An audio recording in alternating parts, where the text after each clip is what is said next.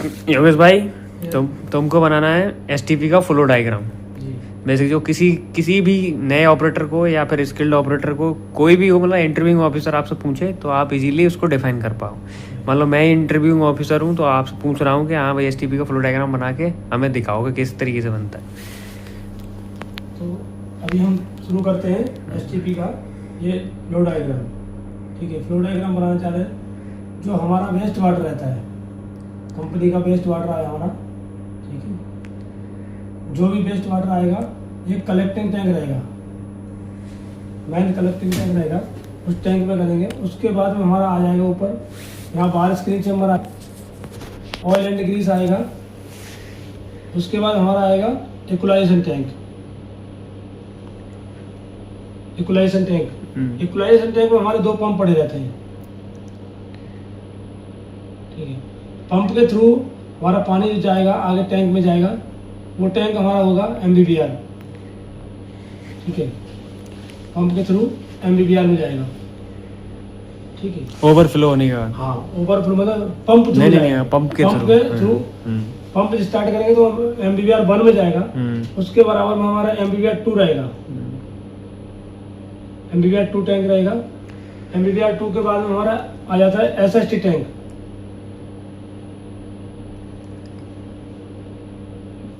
Equity tank हो गया,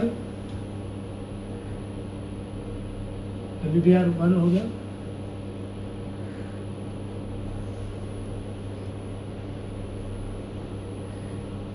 second हो गया, ये हो गया SST। MBBR 1 से MBBR 2 में ओवरफ्लो होके जाएगा। ठीक है, और SST में भी ओवरफ्लो हो जाएगा। SST में जो टैंक रहता है उसका बी आकार का शेप रहता है। इसमें हमारा ट्यूब डेक मीडिया पड़ा रहता है। अच्छा, एक मीडिया MBBR में भी तो यूज होता है। MBBR में रहता है हमारा रिंग मीडिया रहता है। ठीक है, ये रिंग मीडिया रहता है। इनमें सारे में डिफ्यूजर लगे रहते हैं। डिफ्यूजर क्यों यूज करते हैं? डिफ्यूजर इसलिए यूज करते हैं कि पानी जब हमारा ब्लोवर चलता है तो ब्लोवर इसलिए चलाते हैं कि पानी को मिक्सिंग करने के लिए। आगे MBBR में एयर इसलिए देते हैं कि हमारा जो बैक्टीरिया रहता है उस बैक्टीरिया को ऑक्सीजन मिले। ठीक है, और प्लस उसके बाद हमारा रहेगा CCT tank, chlorine contact tank. इसमें क्लोरीन की डोजिंग भी होती है हमारा। ठीक है, उसके बाद हमारा आ जाएंगे ये तुम्हारा MGF और ACF फिल्टर।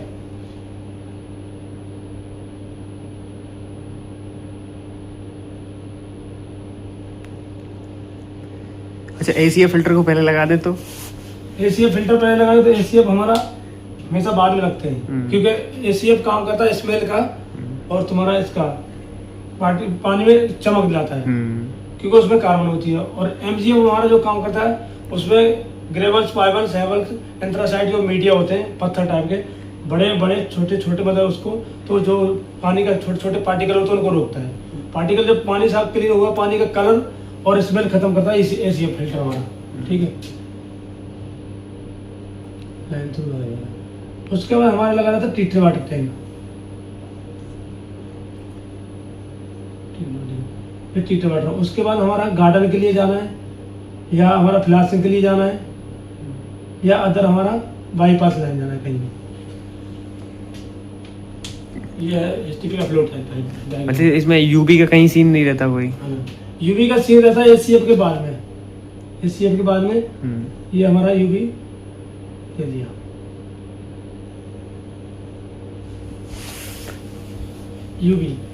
UV इसलिए लगाते हैं पानी में, आगे पानी में जब ज़्यादा दिन तक इकट्ठा रहेगा ट्रीटेड वाटर में तो हमारा पानी बैक्टीरिया दोबारा से डेवलप हो जाता है। ठीक है, और एयर ब्लोवर भी रहते हैं। ठीक है,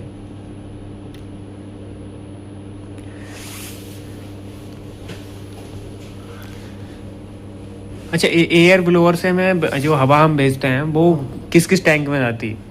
एयर ब्लोवर से इक्वलाइजेशन टैंक में जाती है, MBBR 1 में, MBBR 2 में जाती है। प्लस हमारा एक सलेज होल्डिंग टैंक रहता है।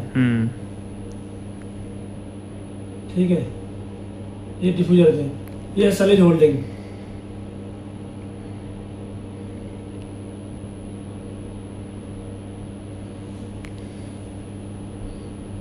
सलीज होल्डिंग। ठीक है, ये मतलब ये बेसिक फ्लो डायग्राम है। हाँ, उसमें क्या है, इसमें 2 पंप लगे रहते हैं, रिसाइकिल पंप,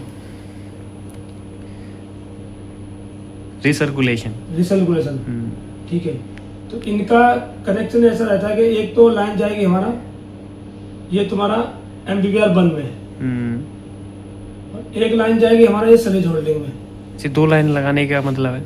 2 लाइन लगाने का मतलब ये है, अगर MLSS से कम हुआ तो हम रिसाइकल करेंगे इससे MBBR 1 में, वो प्रोसेस से रहेगा। अगर MLSS हमारा पूरा रहा, है ना, 25 से 30% के बीच में, तो हम मेंटेन करके रखेंगे, और 30% से अगर ओवर MLSS हुआ तो हम सलेज होल्डिंग में अपना होल्ड करेंगे, और 25 से कम हुआ तो हम इसे SST से रिसाइकल MBBR में चलाएंगे। इसका प्रोसेस है। और जो हमारा केमिकल यूज होता है MBBR 1 और MBBR 2 में होता है, गुड़, urea, DAP। Sludge holding tank के बाद, जैसे मान लो स्लेज होल्ड हो गया, स्लेज होल्डिंग टैंक, इसके बाद क्या प्रोसेस रहता है? उसके बाद में हम लगाते हैं फिल्टर प्रेस।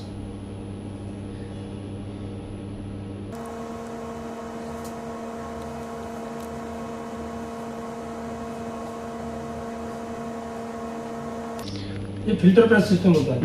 जब हम सलेज होल्डिंग करेंगे टैंक तो हमारा भर जाएगा, उसके बाद में हमें करना क्या है, उस कहाँ ले जाएंगे उसको, तो उस सलेज को हम फिर फिल्टर प्रेस में लेके उसका केक बनाते हैं।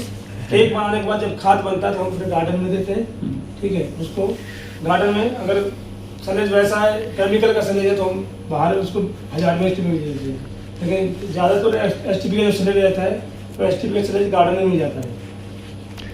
अच्छा, ऐसा है जो स्लेज होल्डिंग टैंक है उसमें हवा देने की क्या जरूरत है? सलेज होल्डिंग में इसलिए एयर देते हैं कि क्योंकि हमने सलेज दिया, सलेज तो हमारा 30% से ऊपर जब होगा तो गाढ़ा होता है। सलेज जब गाढ़ा रहेगा, एक बार हम डालते रहेंगे तो हमारा पंप खींचेगा नहीं, सलेज गाढ़ा उसमें बैठता रहेगा। जब कीचड़ कोई भी मलबा अगर गर्दा बैठ जाएगा तो फिर खींचेगा क्यों, सूखेगा। इसलिए उसमें एयर इसलिए देते हैं, वो मिक्सिंग करने के लिए, मतलब थोड़ा हल्का नम बना रहे, तो गाढ़ापन उसका बना रहे, जो उसमें इसलिए एयर दिया जाता है कि उसका जो सलेज होता है वो डेथ सलेज होता है। तो डेथ सलेज हमेशा कोई मिट्टी टाइप का होता है, वो हमेशा बैठता है, तो हार्ड होता है। और एक्टिव सलेज जो रहता है हमारा उसमें MBBR में, तो एक्टिव क्या, एक्टिव थोड़ा नम रहता है, तो इतनी जल्दी नहीं सूखेगा। यह यही कारण है। तो आप दर्शकों से क्या कहना चाहेंगे? दर्शकों से ये कहेंगे, कभी STP चलाना है, कुछ भी करना है, पहले फ्लो चार्ट के बारे में समझेंगे, क्या फ्लो चार्ट है। अच्छा, अब तक योगेश भाई आपने तो कई इंटरव्यू दिए होंगे, तो ये क्वेश्चन पूछा जाता है अक्सर? यस, सबसे पहले फर्स्ट क्वेश्चन पैरामीटर पूछे जाते हैं। BOD COD की लिमिट क्या है, MLSS क्या होता है, कौन सा यूरिया डी मतलब कौन सा केमिकल यूज करते हैं STP में। और अगर आपने STP का इंटरव्यू देने गए और अगर आपने फ्लो चार्ट अगर बना के दिखा दिया कंपलसरी, तो आदमी अगला समझ जाएगा कि इसका मतलब STP बंदे ने चलाई है, उसको पता है STP बारे में। फ्लो चार्ट का जो है मेन होता है, अगर आपने किसी चीज का काम किया तो उसके बारे में आपको पता है।